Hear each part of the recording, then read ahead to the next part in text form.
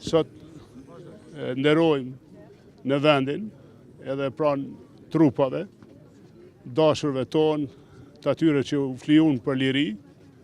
pra në vendin e masakrës së Reçakut, masakrë që e kthej vëmendjen e NATO-s, të Amerikës për krimet serbe në Kosovë. Jemi mirënjohës ushtrisë shqiptare të Kosovës, gjithë brezave që kanë luftu për liri, përkulemi me respekt për jetë para të rënëve për liri këtu në Reçak, ashtu si përkulemi në Prekaz e kudo ku kanë ra dashurit tonë për lirinë e Kosovës dhe përjetësisht mirënjohës NATO-s dhe Amerikës për ndihmën. Ta gëzojmë lirinë, vërtet është se nuk është vendosë drejtësia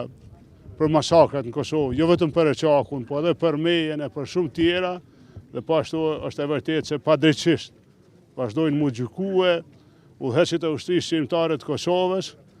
nuk gjykohen ata që i kanë krye krimet anën banë Kosovës, sikur që e dinin gjithë Kosovën,